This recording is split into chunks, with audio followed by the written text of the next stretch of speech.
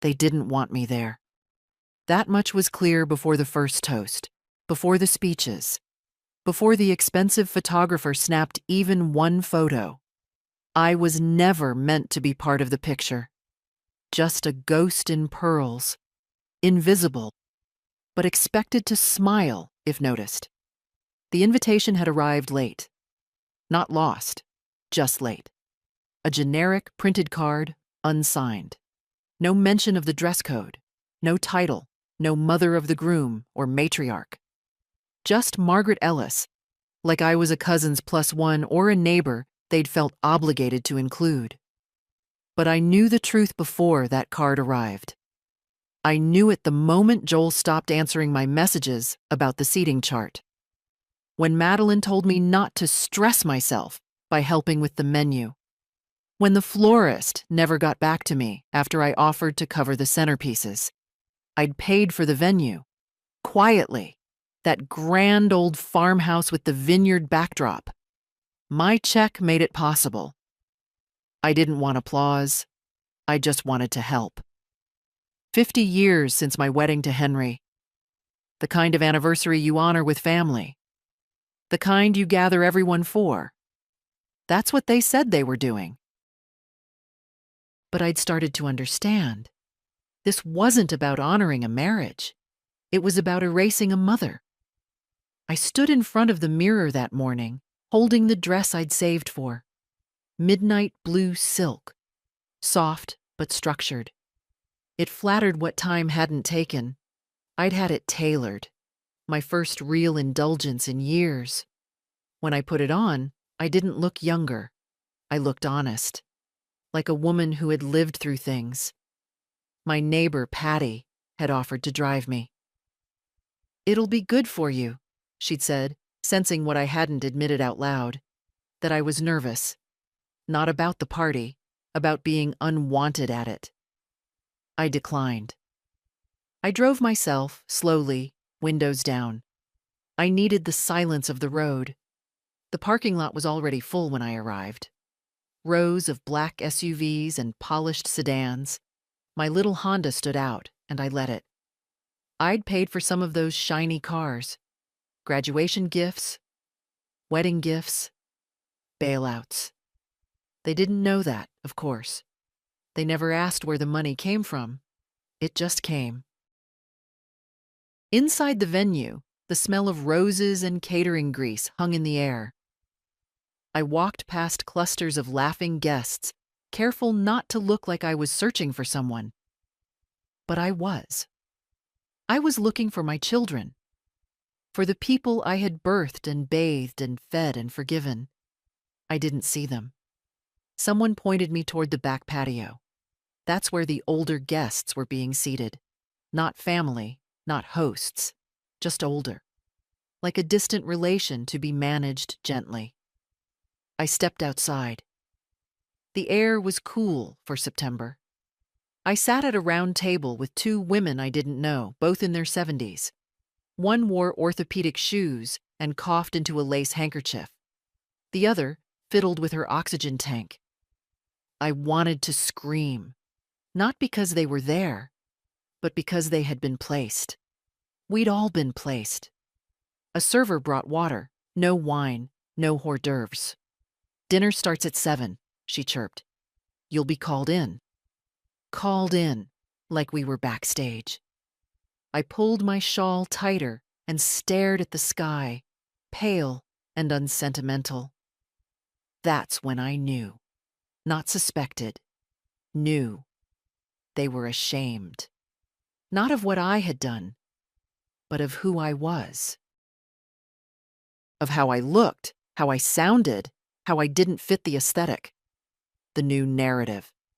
The curated version of our family. They had built this evening like a brand. And I was not on brand. I stood up and walked back to the gravel driveway. Not rushed, not teary. Just clear. I opened my phone and called the bank. "Yes," I said calmly. "This is Margaret Ellis. I need to cancel the remaining transfers scheduled for this week, and I need to make an appointment with Mr. Kellerman to revise the account access." The woman on the other end asked me to hold. I stood in the fading light, watching the venue glow behind me, soft jazz floating from the speakers. I had built so much in silence. A home, a business, a reputation, a family, and silence was how they tried to erase me. But I wasn't silent anymore. I didn't drive home right away. Instead, I sat in the car with the engine off, hands resting on the steering wheel, staring out at the vineyard that my money had leased. Somewhere in that golden-lit dining hall, Joel was likely adjusting his cufflinks and toasting family values. Madeline was probably charming the photographers, head tilted just enough to show her good side. Not once would they mention me. I wasn't angry. Not in the way people usually mean. I was just emptied, as if years of slow disillusionment had finally caught up with me and poured out, leaving nothing to grip but a steady, focused quiet. The kind you get just before a storm. The phone buzzed once in my purse. A text from Madeline. "Hope you're resting. Everything's going great. Love you." Love you? 2 exclamation points, like that made it real. I didn't reply. Instead, I drove to the bank. It was after hours, of course, but the light was still on in the upper office. I didn't expect to go inside. I just needed to see it. That glass building with the metal letters I used to walk past with Henry when we were young, saying, "One day, I'll have my name in there." We never did. But we opened our first savings account there. Put aside every extra dollar, even when there weren't any extra. Henry used to call it our backup dignity. He said a person without reserves was a person too easy to beg from. We swore we'd never become that. And we didn't. Even after Henry died, I kept us steady. Paid off the house. Took on more clients. Put Joel through law school. Paid for Madeline's move across the country and back again. I covered the gaps in their plans. Quietly. Proudly. But you cover a gap long enough, and eventually people forget it was ever there. When I got home, the porch light flickered, a bulb I'd been meaning to change for 2 months. I left it. Let it flicker. It suited the mood. Inside, the house was cool and still. Not lonely. Just plain. The way it always was. On the kitchen counter sat the envelope I'd prepared for the reunion. A small photo album I'd made, with pictures of Henry and me. One of our first house. One with the kids playing in the backyard. A handwritten caption under each one. I was going to leave it on the gift table. A little piece of history. The kind no one posts about, but that holds everything together. I put it back in the drawer. The next morning, I called Mr. Kellerman's office and booked the earliest possible appointment. Friday, 9:30 a.m. "Yes," I told the secretary. "It's urgent." I also called my lawyer. Then I made tea and sat on the back steps with my cup, watching a squirrel dig through my garden like it had a right. Maybe it did.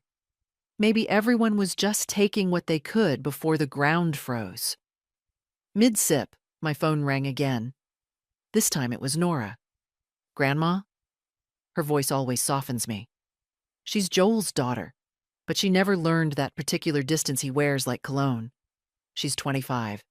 Kind, freckled, honest in the way most people forgot how to be. "Hi, sweetheart. I didn't see you last night," she said gently. "Were you there?" I hesitated. "I was," I said. Briefly. "Oh." She was quiet a second. "I was looking for you. I thought maybe you were just sitting somewhere with the cousins. I saved you a seat." That almost did it. Almost cracked the hard shell I'd built over the last 24 hours, but I held steady. "I left early," I said. "Didn't want to intrude." She didn't respond right away. "Grandma," she said finally, "what's going on?" And I almost told her everything. Almost let it spill. The seating arrangement, the bank calls, the years of being ignored, used, tolerated. But I stopped myself. She wasn't part of that. I wouldn't put that weight on her. I just realized something, I said. And once you realize a thing, you can't pretend you don't know it. Another pause. Is this about the table? She asked. They told me you were at the quiet table, but I didn't understand why.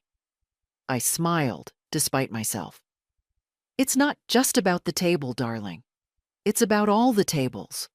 All the times you're not really invited to sit, just expected to fill space. I don't like that, she said. I don't like that at all. I know. That's why I'm telling you. She hesitated, then added, Are you okay?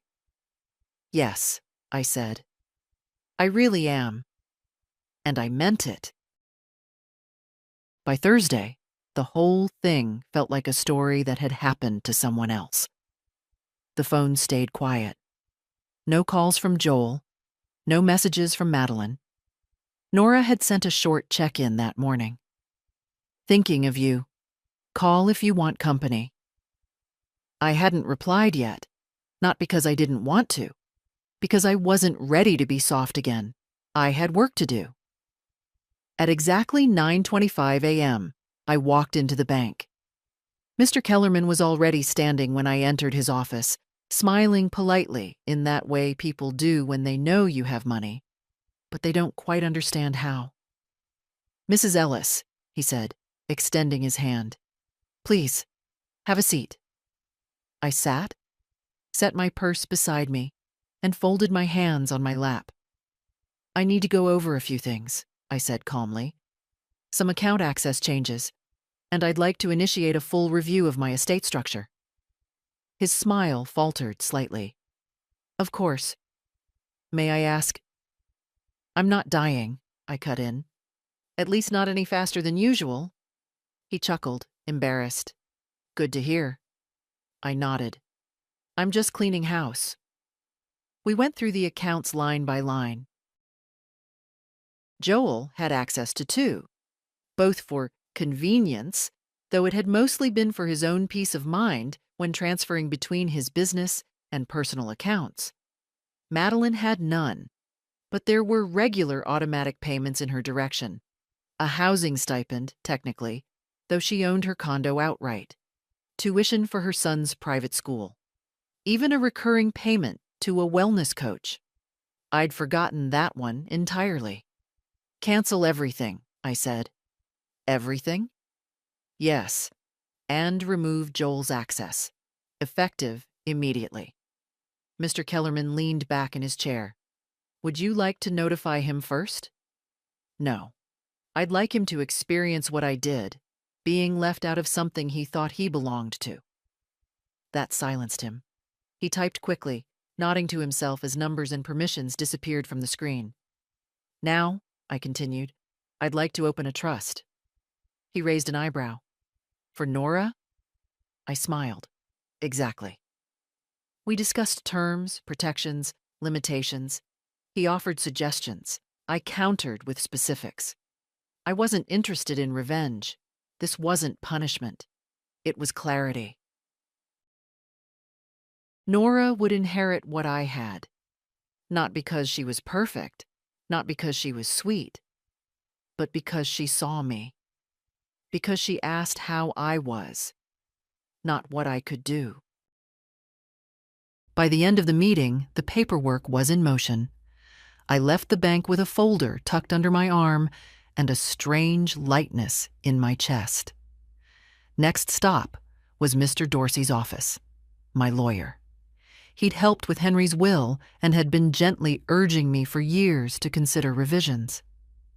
This is quite the shift, he said, scanning the notes I'd brought. Are you sure you want to cut out your children completely? No, I said. I'm not cutting them out. I'm just no longer pretending they'll act differently than they have. He nodded. That's fair. We worked through the clauses, reassigned healthcare proxies, updated power of attorney, established a contingent plan in case Nora declined any role. "Do you want to leave them anything?" he asked quietly. "A gesture?" I considered it. Then I shook my head. They've already had more than their share. The meeting ended just before lunch. As I stepped out into the autumn light, I realized I hadn't eaten all day. But I wasn't hungry. I was alert, like a woman watching the storm she'd predicted finally roll in. At home, the answering machine blinked. 4 new messages. I deleted them without listening. My phone buzzed twice. Joel and Madeline. I silenced both. They hadn't reached out because they'd noticed I wasn't there. They'd reached out because someone else had. Probably Nora. In the quiet, I poured myself a cup of coffee, sat at the dining table, looked around the room, the same one that had hosted every Thanksgiving, every birthday, every crisis call at midnight. It didn't feel empty. It felt clean. I opened my laptop and began writing. Not a letter, not a statement. Just the truth. A record. What I had given. What I had tolerated. What I had finally, mercifully let go of. There is a moment, and I was living it, when the grief of being excluded turns into the power of choosing your own circle. That moment is worth everything. That evening, I sat on the back porch as the sun slipped behind the maple trees, painting the sky in slow oranges and bruised violets. The cup in my hands had long gone cold, but I kept holding it. Old habit, something warm to ground me, though warmth lately came from different places. There had been a time when this porch had overflowed with voices. Henry grilling something too charred, Joel running through the sprinkler, Madeline holding her doll like a prized trophy. I remembered those summers like pressed flowers, delicate, beautiful, and already dead. Now the only visitor was the wind. I should have felt sad, and maybe part of me did, but mostly I felt awake in a way I hadn't been in years. At exactly 6:42 p.m., the doorbell rang. I wasn't expecting anyone. I rose slowly, back stiff from the chair, and walked to the front. Through the curtain, I saw a figure I recognized immediately, Nora. She was in jeans and a navy sweater, hair pulled back in that way she always wore when she was serious. She didn't wave, just waited. I opened the door. "Hi," she said softly. "Come in," I replied, stepping aside. Inside, she stood uncertain for a second, then set her bag down and looked at me. "I hope it's okay I came," she said. "Of course it is." She trailed off. "Dad and Aunt Maddie are both calling me nonstop. I think they finally realized you're not answering." "Let them wonder," I said simply. Nora sat at the kitchen table, glancing around like she always did, as if looking for some childhood echo. The cookie jar, the bowl of caramels, the scent of lemon cleaner. She grew up in this house in pieces, weekends, holidays, random overnights, when her parents were overwhelmed. But she always remembered. "They're saying something's wrong," she said. "That maybe you're upset. That they're trying to reach you." I sat across from her. "You can tell them I'm not upset." "You're not." "No." I met her eyes. "I'm done." She didn't flinch. Didn't fill the silence with cheap sympathy. She just nodded. "I thought maybe I did something wrong," she said. "When you didn't answer this morning." "You did nothing wrong, Nora. You've been the only one who didn't." We sat in quiet for a while, the kind that doesn't feel heavy, just true. She finally asked, "Did something happen? At the reunion?" "Yes," I said, "but not just there. Long before." That night just made it real. I told her, in simple words, about the invitation, the seating, the silence, how it all added up to something final. "And now?" she asked. "Now I've changed my will, canceled the payments, closed the doors I should have closed long ago." Nora's eyes widened slightly. "You did all that in 1 week?" "It didn't take a week," I said. "It took a lifetime. The decision just came on Thursday." She didn't cheer, didn't gasp. She just said, "I'm glad you're doing what feels right." Then she added, "They're going to be furious." I smiled faintly. Let them be. Let them taste what absence really feels like. We talked for an hour, not just about them, but about her life, her job, her roommate troubles, the guy she wasn't sure she liked or didn't like, her headaches, her plans. I listened, really listened, because I wasn't distracted by resentment or expectation. I was just there, present. When she stood to leave, she looked at me for a long time. "Do you want me to come back tomorrow?" she asked. "Yes," I said. And I meant it. She hugged me tight. Her grip stronger than I remembered. Or maybe I was just noticing more now. I held her longer than I'd meant to. After she left, the silence returned. But this time, it felt earned, not inflicted. In the hallway, I passed the gallery wall. Photos of years gone by. I didn't take them down. I wasn't erasing anyone.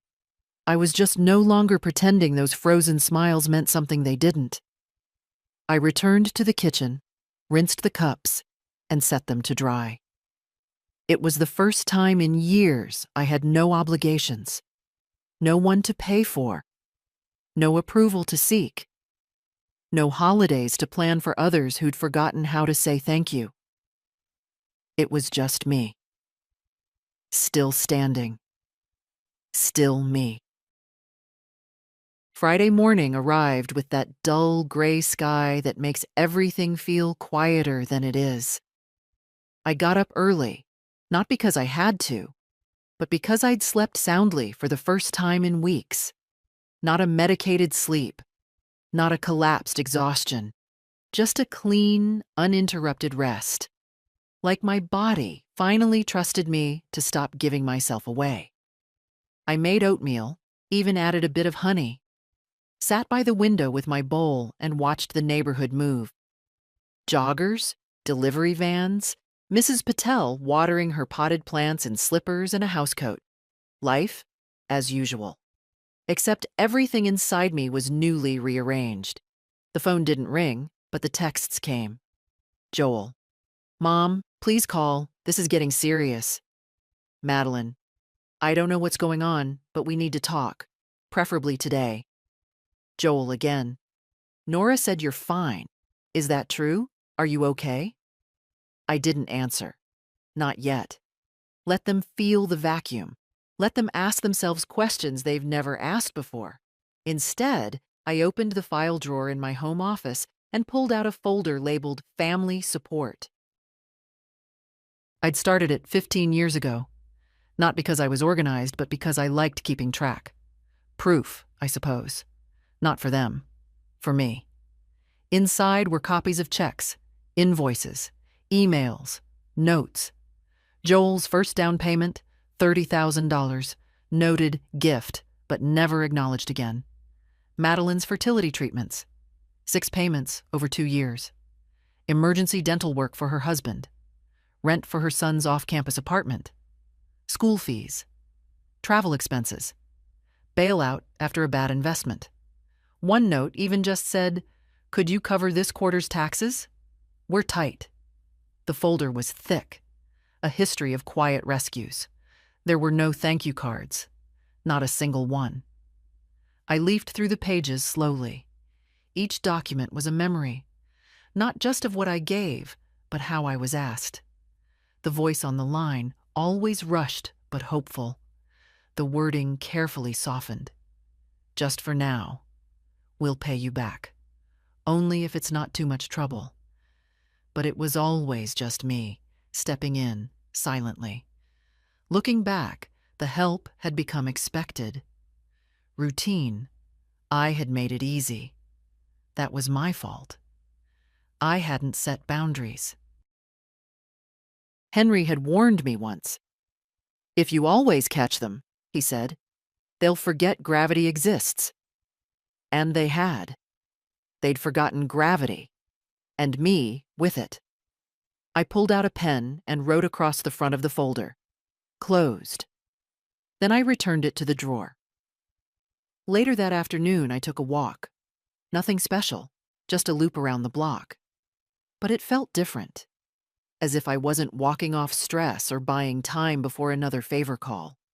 I was simply walking, observing, belonging to myself again. When I got home, there was a voicemail waiting. Joel. His voice sounded tired, edges frayed. "Mom, listen. I know something happened, and if I've done something to upset you, I'd like to fix it. But we can't fix anything if you won't talk to me. I'd like to understand." He didn't sound cruel. He never did. That was part of the trap. Joel didn't raise his voice. He just lowered his expectations of me until they fit his convenience. And Madeline, she used guilt like a faucet. Turn it on when she needed warmth, turn it off when she didn't. I couldn't count how many times she'd said, "You're the strong one in the family," just before asking me to carry something heavy. Now they were reaching for the strength they used to rely on, and finding it wasn't on the shelf anymore. The thought gave me a strange, almost amused peace. I made dinner for one: chicken, rice, green beans. Balanced, simple. For years I'd cooked what others liked. Henry's roasts, Joel's low-salt phase, Madeline's gluten-free experiments. This was just for me. As I ate, I thought about the upcoming holidays, how I might spend them. Maybe I wouldn't. Maybe I'd book a room somewhere quiet, bring books, leave my phone off. Or maybe I'd invite Nora for something small. No decorations, no performance. Just a table with real conversation. For once, I'd give my time the same care I gave my money. Saturday morning brought a silence so deep I could hear the faint hum of the refrigerator across the house. I'd grown used to these long, quiet hours over the years. Mornings where no one called, no one stopped by. But now, for the first time, I didn't resent it. I didn't ask what I'd done wrong to be forgotten. I simply got out of bed, made tea, and didn't check my phone. I knew what was there. I didn't need to read more guilt-wrapped demands. Instead, I pulled a small photo box from the shelf in the hallway closet, the kind you keep meaning to organize but never do. Inside were pictures spanning 5 decades, Polaroids with Henry's handwriting on the back, Joel's kindergarten graduation, Madeline in a tutu. Some were faded, others sharp and glossy. They smelled of dust and time. I sat on the rug in the living room, barefoot, flipping through the years. In one, I'm holding Joel as a baby, my eyes so tired I can barely keep them open. In another, Madeline is 6, grinning with cake on her chin while Henry lights sparklers. There's one of me on a porch swing, laughing at something off camera, the kind of laugh you don't fake.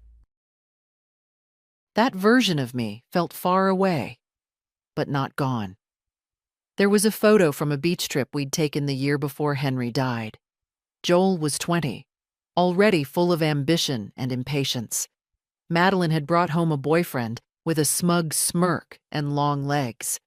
I remember Henry teasing me about the sun hat I'd insisted on wearing.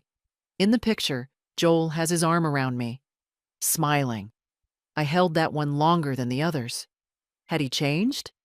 Had I? Maybe both. The doorbell rang around noon. I wasn't expecting anyone. For a moment, I considered ignoring it, but I stood, brushed the rug lint from my skirt, and opened the door.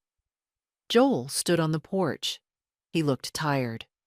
Not theatrically tired, genuinely worn. His dress shirt was wrinkled, sleeves rolled up. He held a paper coffee cup in one hand, keys in the other. "Hi, Mom." "Joel? Can I come in?" I didn't answer right away, but I stepped back, and he took that as a yes. He walked in like a guest, looked around like he was checking for someone else. No hugs, no pleasantries. "I've been calling," he said. "I know." He hesitated, then sat at the kitchen table. I remained standing. "I don't really know how to start," he admitted. "Try the truth," I said. He exhaled. "Okay." Then, "We didn't mean to exclude you. That wasn't the plan. But it happened." He nodded slowly. "Yes, it did." I waited. He rubbed his forehead. "Maddie and we thought maybe you wouldn't enjoy it. The reunion, all the people, the noise. You've seemed tired lately." "That's not true." "No, it's not," he admitted. "It's what we told ourselves."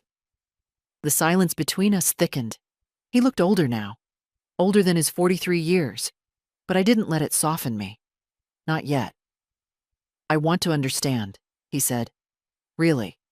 But you're shutting us out." I tilted my head. "That's rich."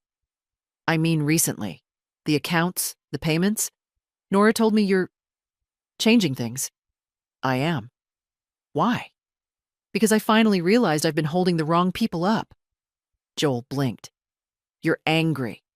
"No, I'm awake." He stared at me like that was worse. I walked over to the table, sat down, and folded my hands. I gave my life to this family, not just as a mother, as a support system, a lender, a silent rescuer. And you, both of you, stopped seeing me as a person. I became a background fixture, a funding source, someone to manage, not include. "That's not fair," he said, voice rising. "No, Joel. What wasn't fair was putting me at the back of the patio. What wasn't fair was assuming I'd be quiet, invisible, and useful. Forever." He looked down at his coffee cup. "I didn't think. You didn't think," I interrupted. "That's the only part you've said that's honest." He sighed, rubbed his temples. "I don't want to lose you." "You already did," I said quietly. "You just didn't notice until the money stopped." His jaw clenched, and for a moment I saw the little boy in him, proud, bruised, unsure whether to argue or apologize. "I'm sorry," he said finally. "I know," I replied. "But sorry isn't a bridge, it's a door. You can open it, but I don't have to step through." He nodded. "What happens now?" "Now," I said, standing, "you go home, and I get to have a peaceful afternoon. That's what happens." He stood, awkwardly. "Mom, I'm not closing the door forever," I added, "but I'm no longer holding it open." He looked at me, really looked, and left without another word. I closed the door gently behind him. Then I turned off my phone and made a pot of tea. The house was still warm from the afternoon sun when Nora came by again. She didn't knock, just let herself in with the key I'd given her years ago, back when she was still in high school and afraid of being locked out while waiting for her dad to pick her up. I was in the garden, pruning what was left of the dahlias. She spotted me from the back door and walked over without speaking. I handed her the shears. "Your dad came." She nodded. "He told me." We stood side by side, quietly clipping dead heads off the stalks. "Did he say anything useful?" "He said he felt like you were rewriting the story." I let out a dry laugh. "Funny. I'm just finally telling the real one." Nora didn't smile. She looked down, thoughtful. He doesn't know how to deal with a version of you that doesn't just absorb it all. Good, I said. Then maybe he'll start learning. We filled a small basket with the cut flowers, browning and fragrant, still clinging to some last color. Life does that. Holds on, even in the decline.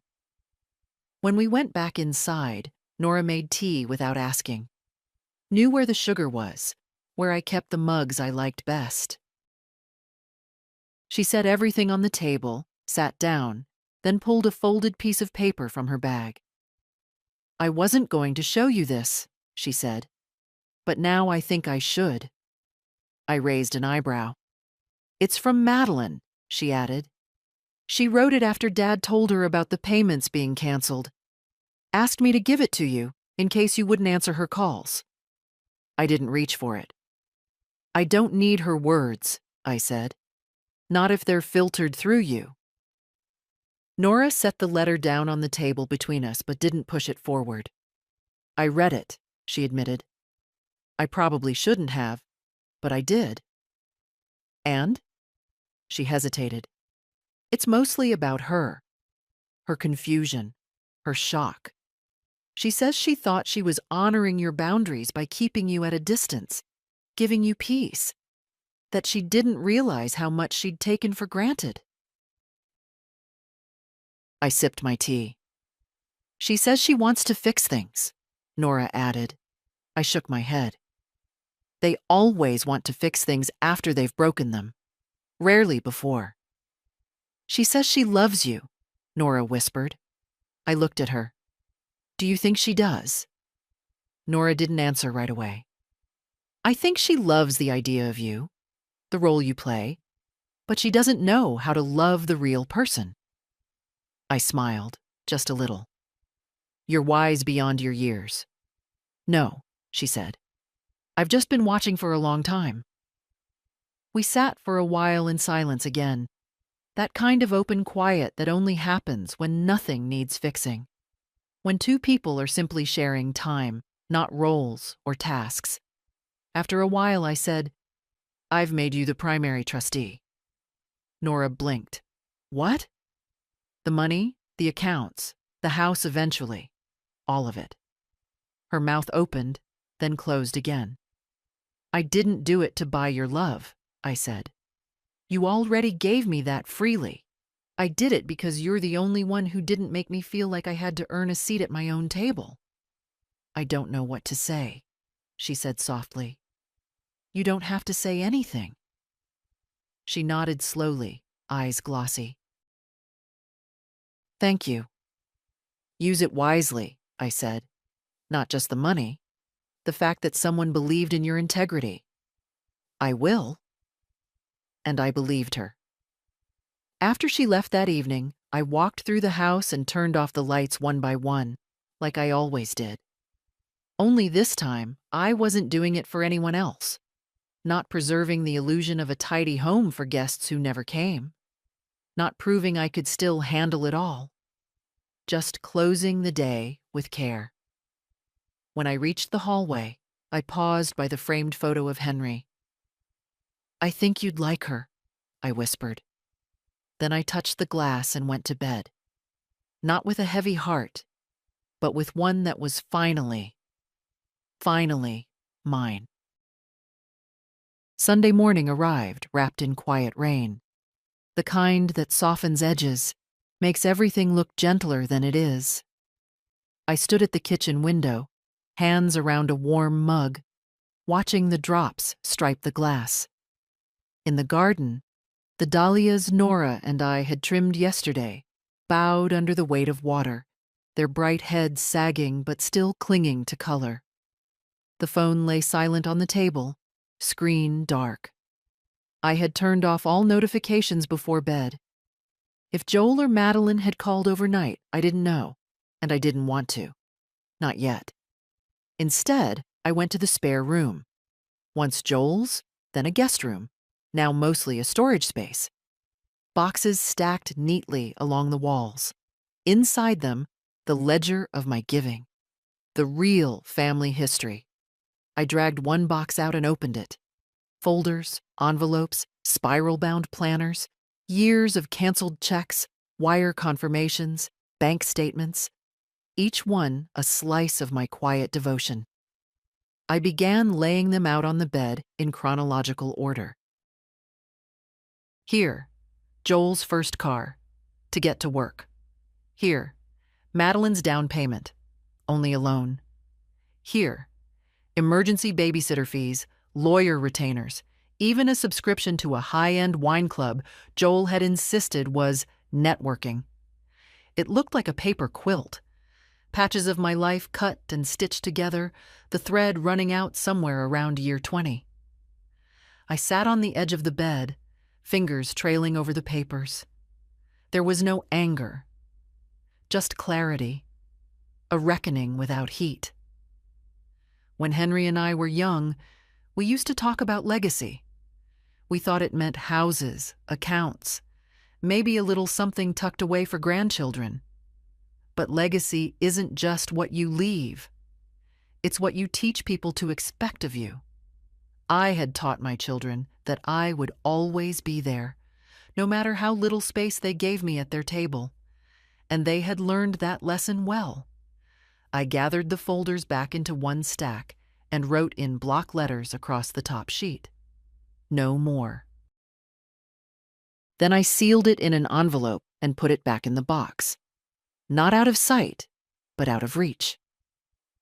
By noon, the rain had slowed to a mist. I put on my coat and went for a walk. Down the block, past Mrs. Patel's hydrangeas, past the empty lot where Henry used to help coach Little League. The air smelled of wet earth and memory. A neighbor waved. I waved back. No one asked where I was going, who I was going with. For the first time in a long time, I realized no one was waiting for me to solve anything. That freedom felt almost strange, like a room you've never walked into in your own house. Back home, I made soup, just enough for one bowl. Sat at the kitchen table and opened a book I'd been meaning to read for months. Pages turned slowly, the story taking shape. Around 3 o'clock, my phone lit up. Madeline. I let it ring. It rang again. Then a text. Mom, we're worried. Please answer. I put the phone face down. Later, as dusk deepened, I wrote a letter. Not to send, but to keep. A plain notebook page written in my careful hand. I am not angry. I am not vengeful. I am done being invisible. I am building a life where my dignity is not a negotiation. I slipped it into the back of the photo album I'd once planned to give them at the reunion. Someday, maybe, they'd find it. Or maybe not. Either way, it was real. By evening, the rain had stopped. The air smelled clean. I stood at the window, looking at the streetlights flick on one by one. My reflection stared back. Silver hair, lined face, clear eyes. I whispered to it, "You're still here." And for the first time in decades, that felt like enough. By Monday morning, word had spread. I don't know how it got out. Maybe Joel told a cousin. Maybe Madeline mentioned something to a neighbor. Or maybe people simply guessed. Families like ours always wear silence like perfume. You notice when it's gone. The first clue came in the form of a card left in my mailbox. No envelope, just thick cream stock with cursive handwriting. Thinking of you, if you ever want to talk. Signed Linda, my sister-in-law. We hadn't spoken in 5 years. I set it on the counter and didn't respond. Around noon, the doorbell rang again. Not Joel this time. It was Madeline.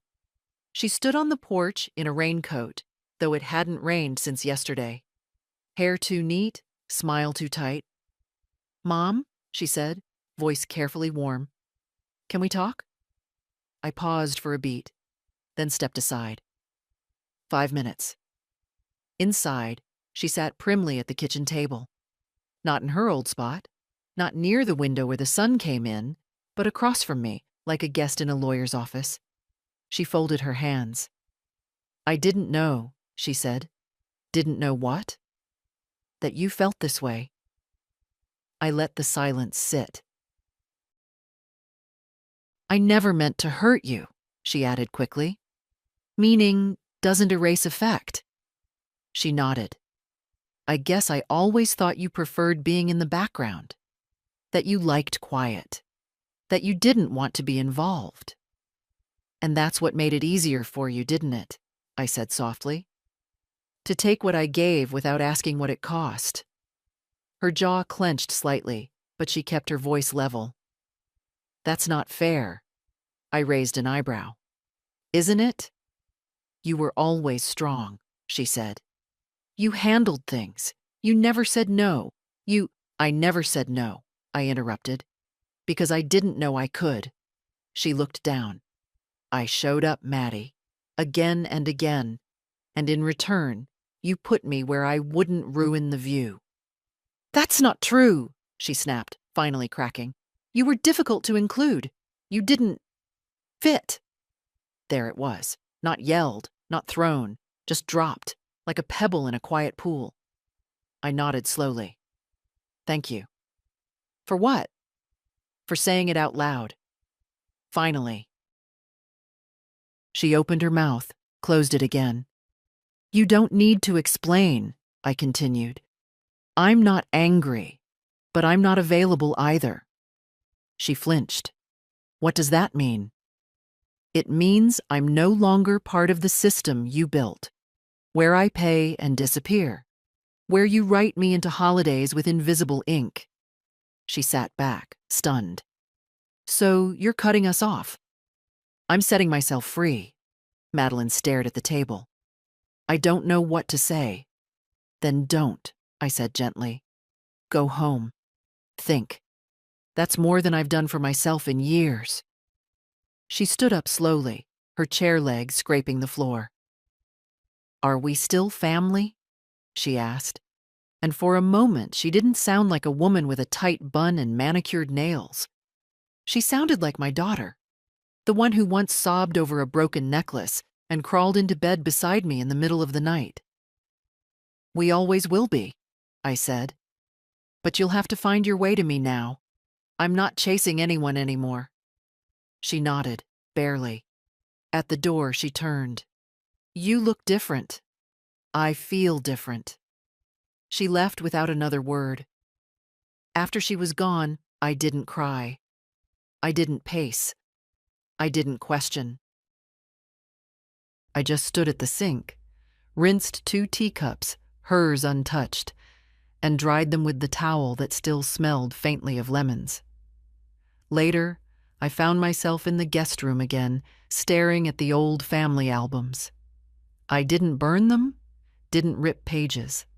I simply rearranged them, pulled out the ones that were mine alone, not the birthdays or weddings or posed beach trips, the quiet ones. Me in the garden, me painting the porch, me reading in the corner of the couch while Henry laughed at something in the newspaper, proof that I'd always been a person, even when no one saw it. I put those photos in a new album, labeled it, Still Here. By Tuesday, the silence had turned theatrical. No more calls, no more texts, not from Joel, not from Madeline, not even from anyone orbiting them. It was as if the entire network had paused, waiting to see what I'd do next, or whether I'd fold first. I didn't. Instead, I called Nora. Can you come by after work? I asked. Of course, she said, without hesitation. When she arrived, the house was already quiet, tea steeping, a notepad on the kitchen table. I slid it toward her. What's this? She asked. Instructions, I said, for what happens when I'm gone. Her expression faltered. I'm not sick, I added quickly. Not dying, but I'm finally planning for myself, not just for the ones who expect a cut. She opened the first page. Simple, clear notes. who to call, what goes where, which documents matter. At the bottom of the page, in my own careful script. And please, no plastic flowers. Nora chuckled. Got it. Then she sobered. Are you really cutting them out completely? I've already done it. She nodded, slowly. It's not about money, I said. It's about who shows up when the money stops. She looked up at me. And I still get to? You never needed permission. We sipped our tea in quiet understanding. Outside, the evening crept in with soft clouds and a breeze that rattled the porch chimes Henry had hung the summer before he passed. They still made that hollow, wandering sound, like someone lost and asking gently to be found. After Nora left, I took out the last piece of paper from the envelope I'd tucked away days ago. It was the original invoice for the reunion venue. My name at the top, my bank details at the bottom.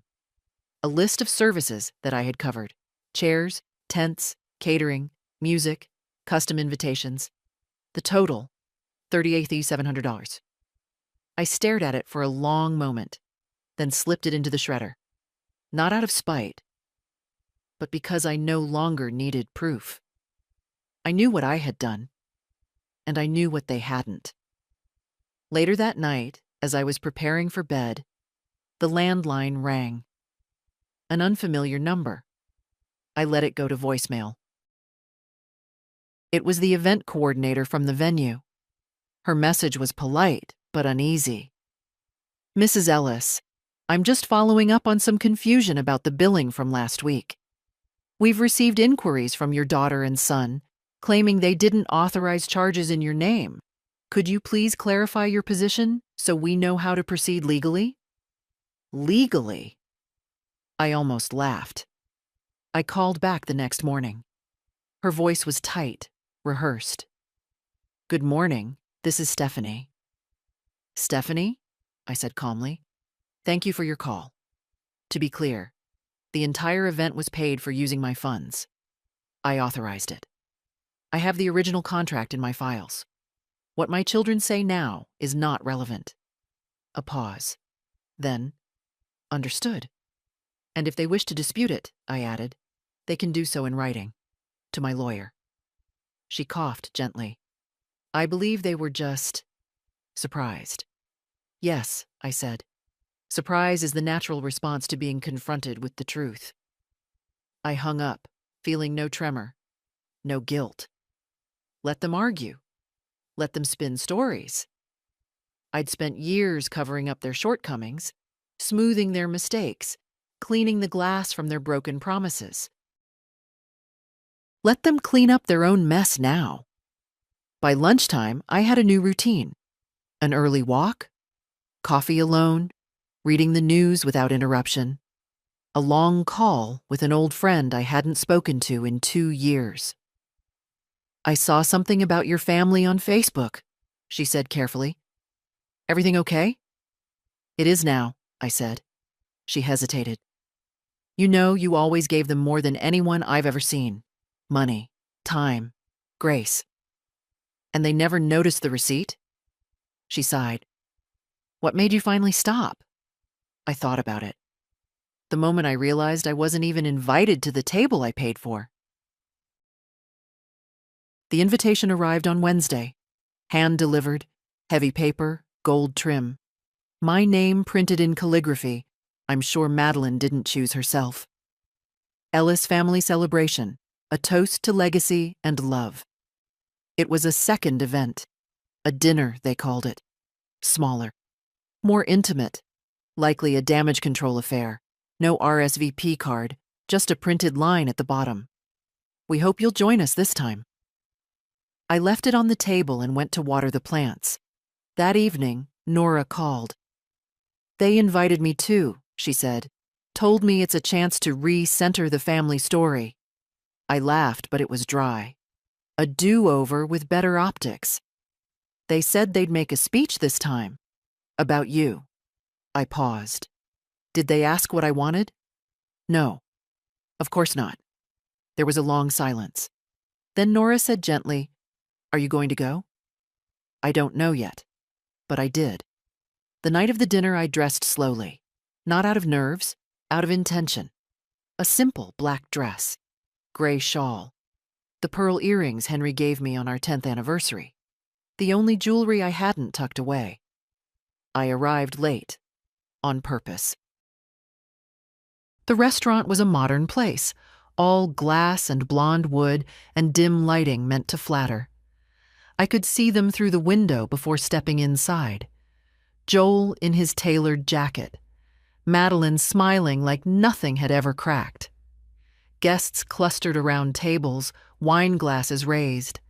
I walked in alone. Conversations dipped, then died. People turned. I didn't look at anyone directly, just walked to the nearest server and said calmly, "I'm here for the Ellis dinner." She nodded. "This way, ma'am." At the table, Joel stood too fast. "Mom?" I nodded. "Joel?"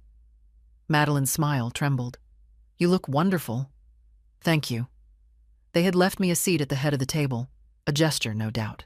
Last minute. Too obvious. I sat. The food arrived in courses. I didn't eat much, just listened. Watched. Took in the choreography of a family trying to repair a stage they'd broken with their own hands. Eventually, Joel rose, clinked his glass. "I just want to say a few words," he began. "Of course you do. I think we all know," he said, scanning the room, "that families go through phases, changes, missteps. But at the center of ours has always been one person." He looked at me. "Mom, you've been the quiet strength behind every good thing we've had. We haven't always said it, but we want to now." Madeline nodded, misty-eyed. "You've given so much," Joel continued, "and we want to honor that." He reached beneath the table and pulled out a wrapped box. Just a small gesture. He handed it to me. I took it, unwrapped it. Inside, a framed photo of the family at the original reunion, one I wasn't in. I looked at it, then at them. "Thank you," I said. Calm, cool. "But I think you gave me the wrong picture." Joel blinked. "What do you mean?" "I'm not in this one." Madeline leaned forward. "We chose it because it was the only one with everyone smiling." I nodded slowly. "Yes, and that tells me everything." I stood. "You wanted a mother who never asked for anything, who gave and stayed quiet. You want that image back, but I'm not giving it to you anymore." The room froze. "I came here tonight because I wanted to see it clearly, one last time, and I have." I set the photo on the table. "I'm going home." Madeline's voice cracked. "Please, just stay. We can—" "I've stayed long enough." Then I walked out. Past the servers.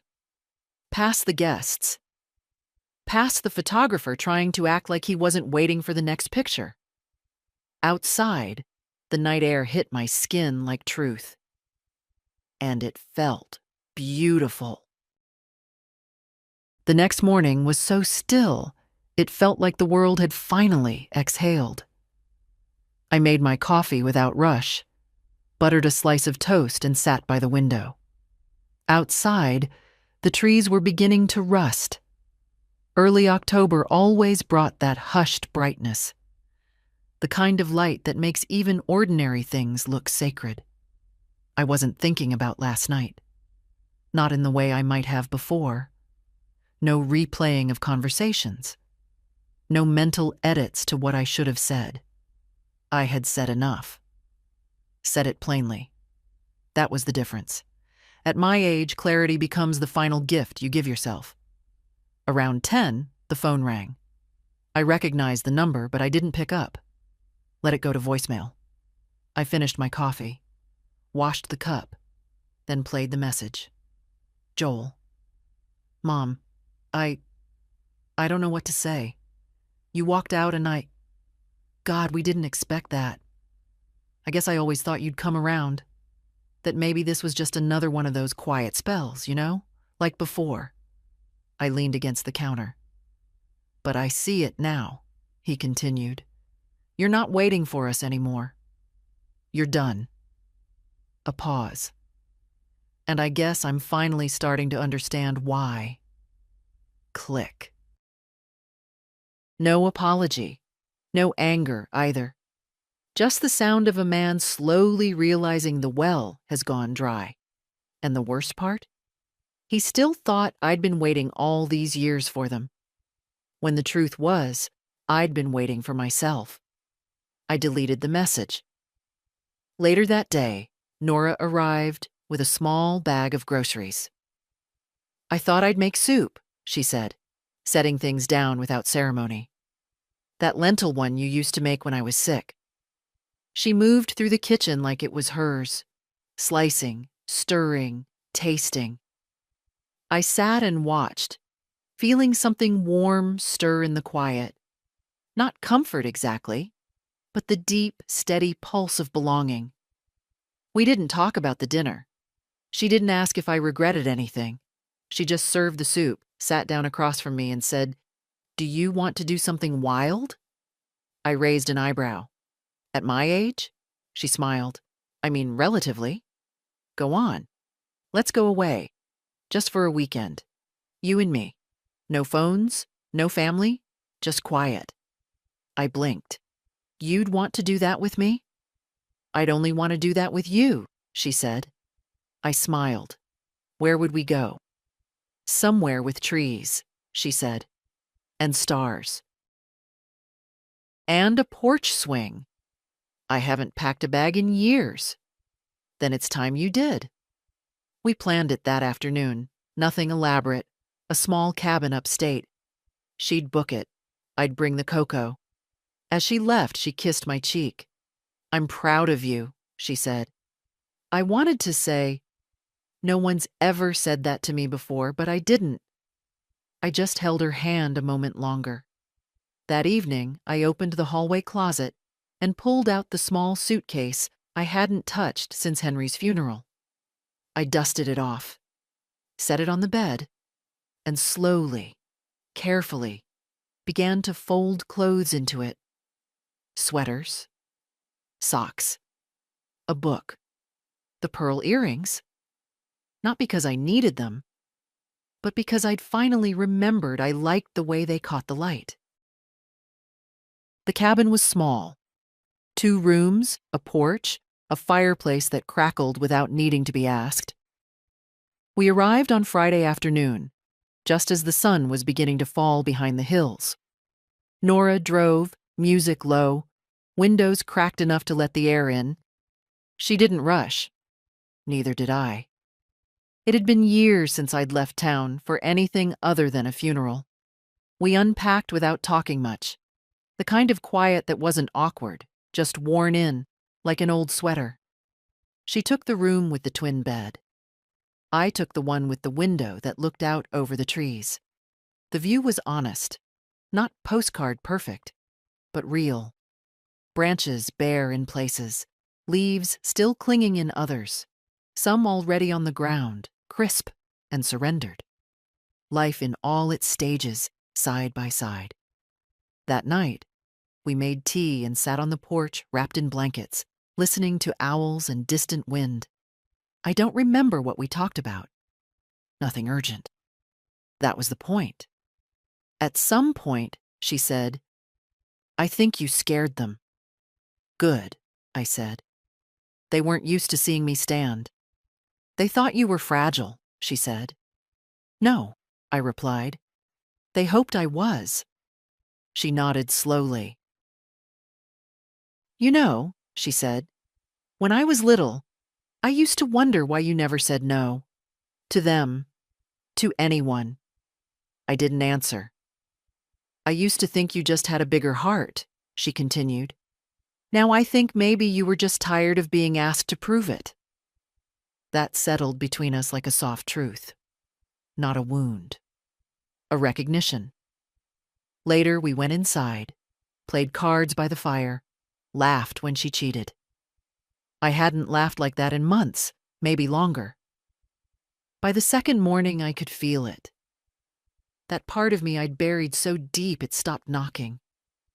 The one that liked cool air and quiet spaces. The part that didn't wait for permission to exist. We walked a trail that afternoon. Nothing steep.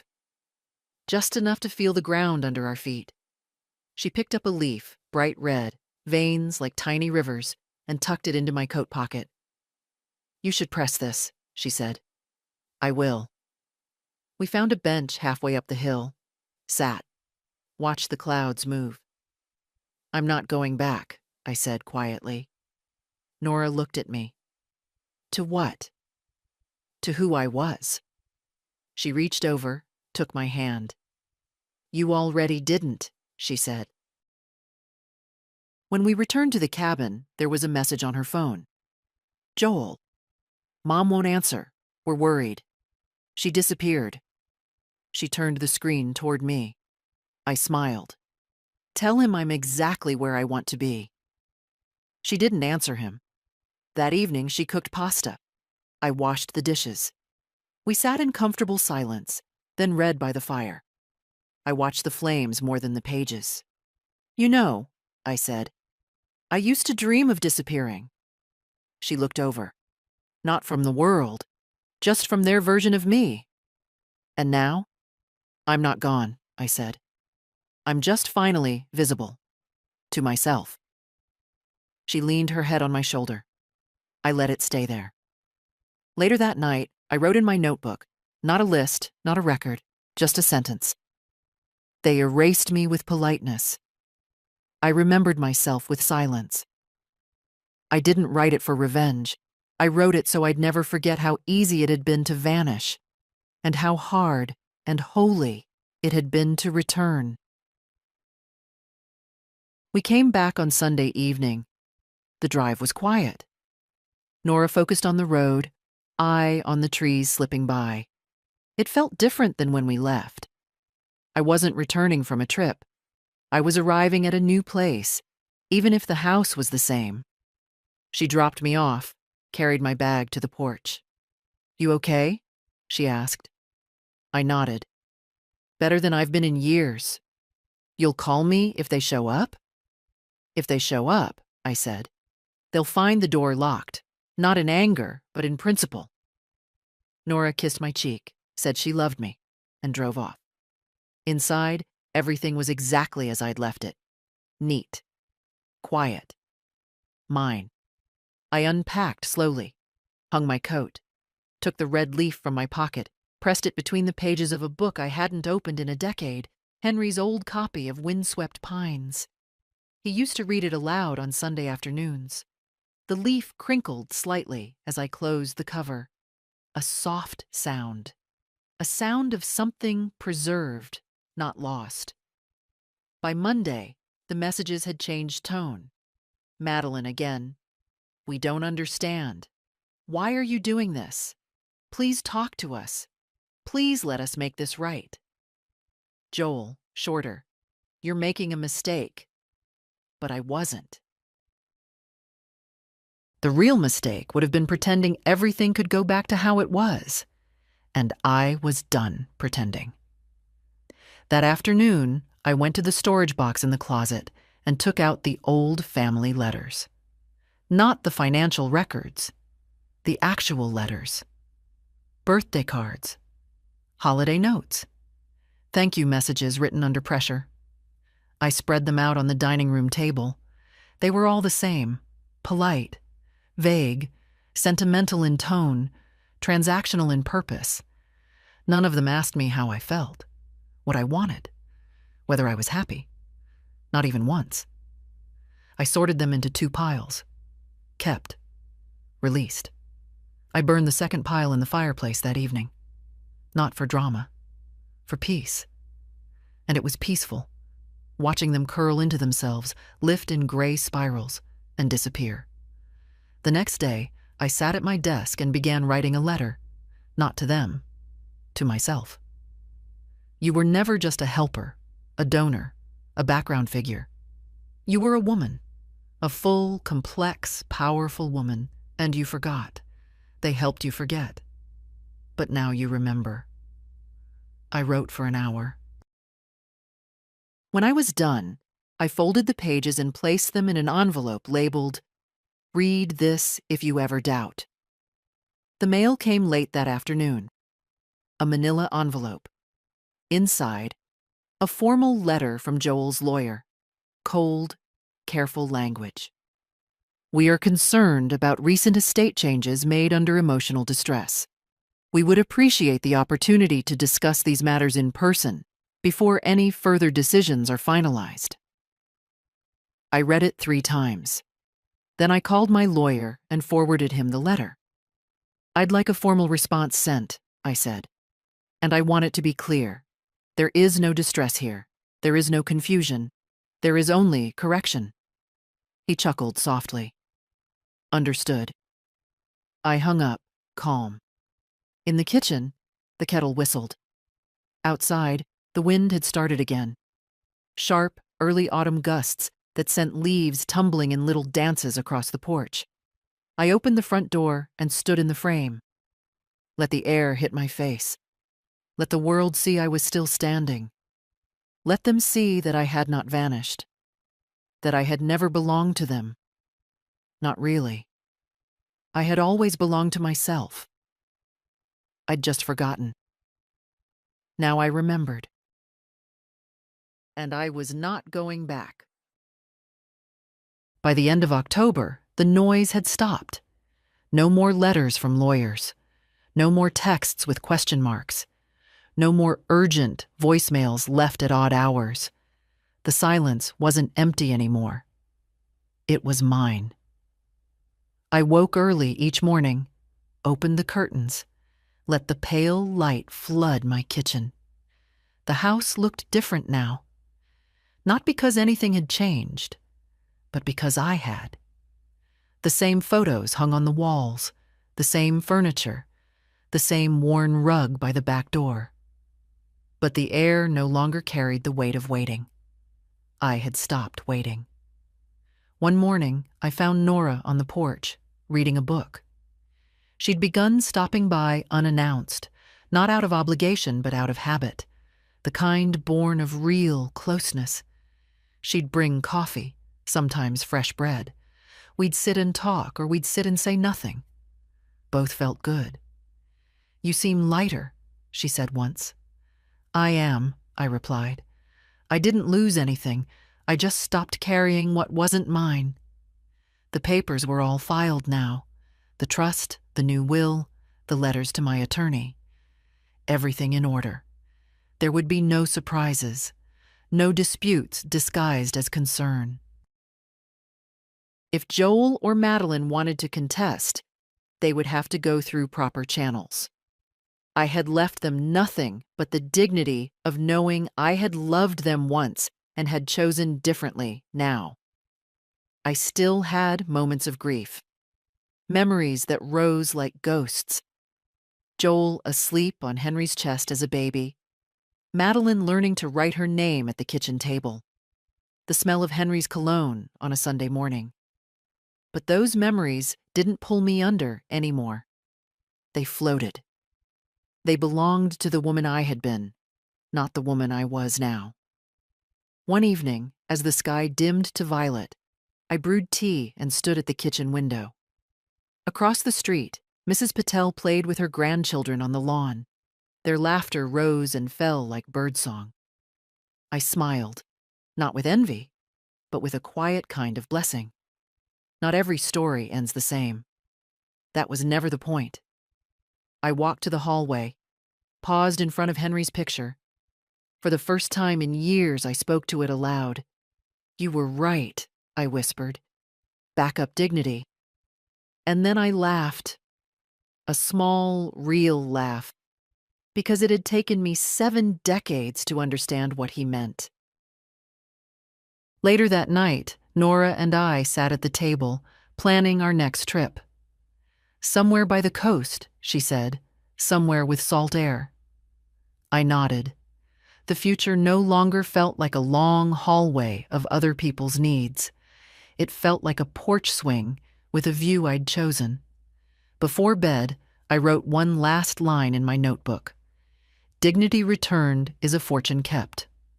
I closed the cover, set it on the nightstand, and turned off the light. I wasn't a matriarch discarded. I wasn't a ghost in pearls. I was a woman who had remembered herself and acted accordingly. The story I would leave behind wasn't about what I gave. It was about what I reclaimed. And for anyone reading this, for any woman sitting at a table she paid for but wasn't invited to sit at, know this: you are allowed to stand up. You are allowed to take your fortune, your time, yourself back. You are allowed to stop carrying what isn't yours. It isn't anger. It isn't revenge. It's remembering. And remembering is freedom. If you've read my story and felt a flicker of yourself in it, don't let it die out. Share it. Tell it. Begin yours. Stand up, even quietly, and take your place at your own table.